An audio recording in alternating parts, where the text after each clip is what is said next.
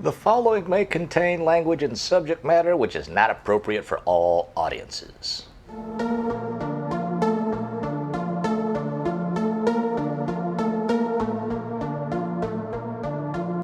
Hey everybody. Thank you for joining us once again here on the Low Thanks Podcast. Today is just me and Matt. That's kind of funny because before we had to redo this because Matt introduced himself before I did, and I was like, that's cool. And this time he just decided to stay silent. You like that cricket, that W.E. Frog on the Looney Tunes cartoon. How's that? You've never seen that cartoon? No. It's a cartoon little frog in a box, and construction workers like looking at it, and he opens up the box, and then the frog pulls out a top hat and a cane and starts doing high kicks and hello, baby. Yeah. And then when he shows his buddy, the frog's just sit there going, ribbit.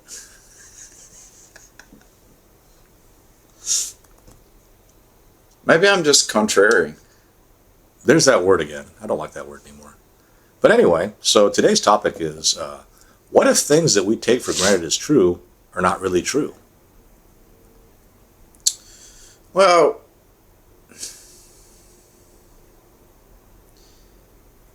I need some more context than that. What do you mean? Well, doesn't it depend on the thing? Does it? Yeah, I mean, it could be something that doesn't affect you at all, whether you know it or not. Like, there's a lot of things we take for granted that don't really affect us. Okay. But I kind of, need some examples. I'm fresh out.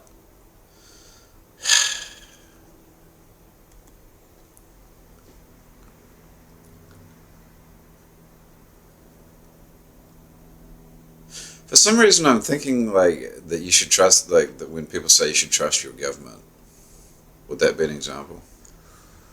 Well, if you take for granted that your government is full of people that are working hard for the benefit of everybody else, I think most people do take that stuff for granted. I suppose that if in that scenario, if you find out that everyone's just really kind of in it for themselves, but telling themselves and other people that no, I'm in it for everybody, and it turns out that they're not, then there would probably be a breakdown of society. Well, that's kind of important, isn't it? I suppose. I get the impression that you kind of don't really care about it one way or another. Like if there were things that weren't true that you believe to be true, that it wouldn't really bother you too much. Oh, I'm sure it would, if I cared. So you just don't care? I don't care so much anymore. It could just be a symptom of age, or a symptom of unsuccessfulness, if you will, or a symptom of, well, I don't know. Now I'm using the word symptom. So we were talking about this off air a little bit this morning. So you think that if you were more successful or highly successful, that you wouldn't even be thinking about these things because you would just kind of be part of the. You would have drank the Kool-Aid, so to speak. If you want to use that example, if I were super successful in whatever way you want to say. Well, worldly success. Again, if I were super successful in whatever way you would want to gauge, I would probably think that I had a lot to do with that. Yes, that is something that I've observed from successful people. But you don't sit there and say, well, actually people do say I'm extraordinarily lucky. Yeah, but I feel extraordinarily fortunate. But they just expected to say that, right? Sure, I think that people are just kind of saying that. Yeah. Because look at the converse. People that are extraordinarily unsuccessful think that that they have nothing to do with that. Actually, yeah. That is true. They're put upon, or it's like the world is... Whatever. They're just sitting there going, oh, it just doesn't matter. But, you put that shoe on the other foot and take that extraordinarily unsuccessful person and turn that person into a extraordinarily successful person, they would not be sitting there saying, oh, I didn't have anything to do with this success. They'd be like, you're damn right. I worked hard. I persevered. I picked the right things. I did the right stuff. And that's why I'm being rewarded. Well, that's what all the whole self-help, it's a huge industry. I don't know how much the self-help industry, it's probably billions of dollars. Mm-hmm. It's all built on the fact that you can, make your own success. Yeah. But, no one sits there and thinks you made your own failure. I think if you wrote They think other people have made their own failure, but they don't think they themselves have made their own failure. And hey, I'm in that crowd too. So, if you wrote a self-help book, it would be not very successful then. I don't know. If it were, then I would think that it was all due to my genius and insight. But if on the converse, if I wrote a self-help book and nobody bought it, then I would think it's because everybody's a dumbass, and they don't know truth when it's staring them in the face, or some giant conspiracy is keeping me from getting what I should get. So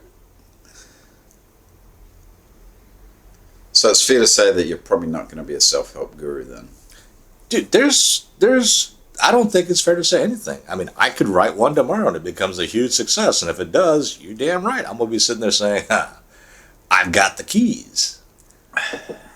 I've got the insight. I've got my finger on the pulse of everything. And that's why all these people are buying my book. Yeah, but so much of that stuff, I feel like it's almost like it's like the so-called snake oil salesman. I mean, they're selling something because to people who are not successful, who are not desperate, but who are like, oh, what do I need to do to be successful? I would think there's a bit of desperation in there. So there's a certain amount of exploitation going on there. But isn't there a certain amount of exploitation going on in everything? As long as everyone is being exploited in a beneficial way, then I don't think anybody cares.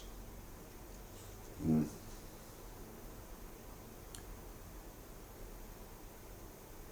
I mean, if I'm exploiting a bunch of people, and in that exploitation, those exploited people are getting a whole lot of stuff, they're not going to care. And they in turn are exploiting other people, everybody's going to be fine with it.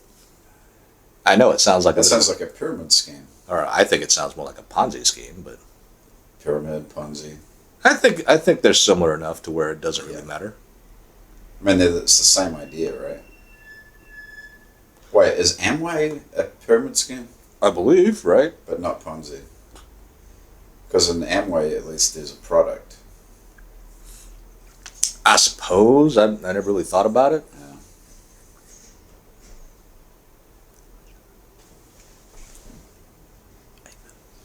Well, okay. Well, I feel like I'm not really performing here. Well, So, there you go, folks. Maybe it is, maybe it isn't. We didn't answer the question. This isn't the answer podcast. It should be.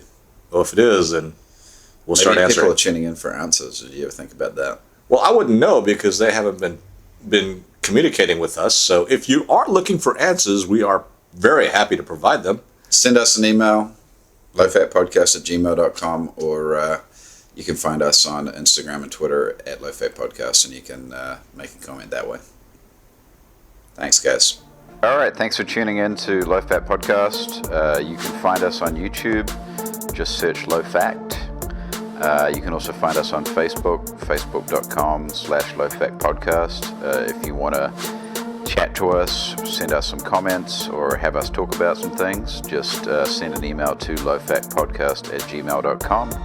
You can also follow us on our Twitter and Instagram pages at Low Fat Podcast, and also check out Andy's pages where he mixes our beats, Twitter and Instagram at A Fantasy Beat, and you can also find his wicked ass shit on SoundCloud at Artificial Fantasy.